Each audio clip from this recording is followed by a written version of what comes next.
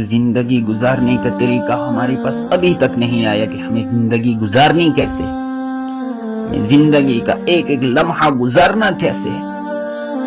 جو اللہ نے ہمیں زندگی عطا کی نا، زندگی کے بارے میں ہمیں سوال کیا جائے گا کل قیامت کے دن، بندے میں نے آپ کو جوانی دی تھی، وہ جوانی گزاری کہاں آپ نے؟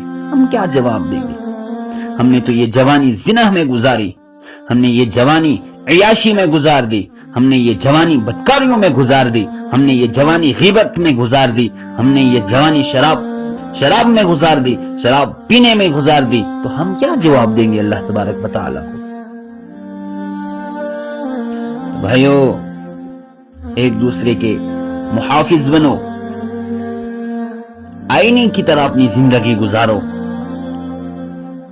ہاں، عزت کسی کی عزت پر ہاتھ مت ڈالو، لٹیرے مت بنو، کسی کی عزت کے لٹیرے، کسی کی عزت کے لٹیرے مت بنو۔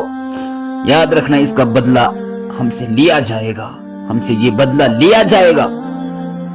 میں کسی کی بہن کے ساتھ غلط کام کر رہا ہوں، میں کسی کی بیٹی کے ساتھ غلط کام کر رہا ہوں، میں کسی کی ماں کے ساتھ غلط کام کر رہا ہوں، یہ ہم سے بدلہ لیا جائے گا۔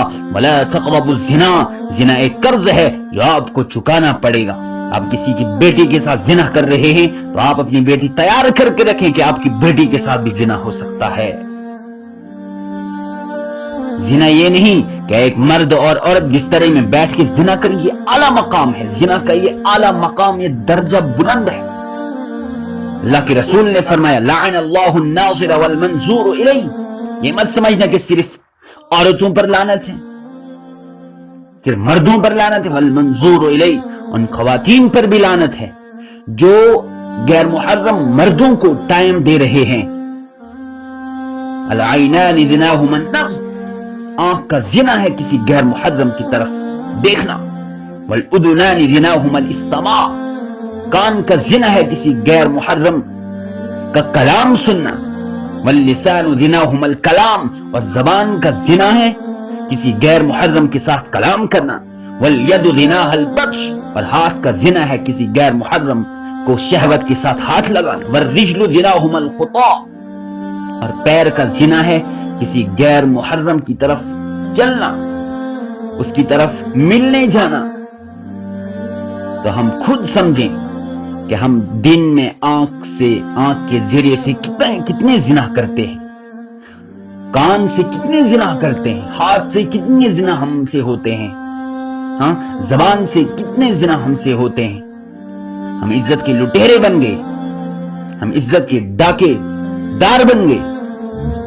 بھائیو، سب کے محافظ بنو، اس دین کو پھیلاؤ۔ آج ہمارا معاشرہ اتنا خراب کیوں ہے؟ کیونکہ ان تک دین پہنچا ہی نہیں، انہوں نے سمجھا ہی نہیں کہ دین کیا ہے۔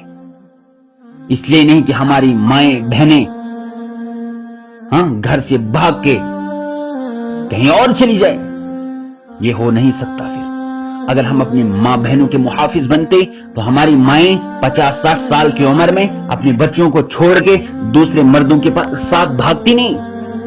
ہم خود محافظ بنے ہی نہیں، ہم نے اپنی زندگی کو سمجھا ہی نہیں۔ ہم سے سوال کیا جائے گا تیرے پاس اتنا علم تھا تو نے اس بندے کو سکھایا کہ نہیں سکھایا؟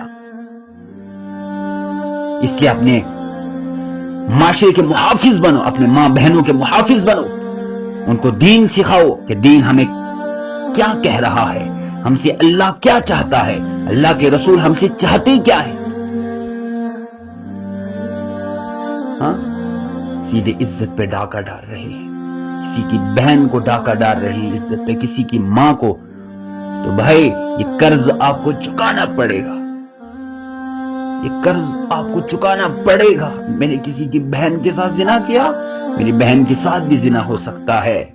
یہ مت کہنا کہ میری بہن گھر میں رابعہ بسریہ کی طرف مصلی بچھا کے اللہ کی عبادت کر رہی ہو، نہیں، کیونکہ سب کے محافظ بنو گے نا تو اللہ بھی آپ کے محافظ بن جائیں گے، لوگ بھی آپ کے محافظ بن جائیں گے۔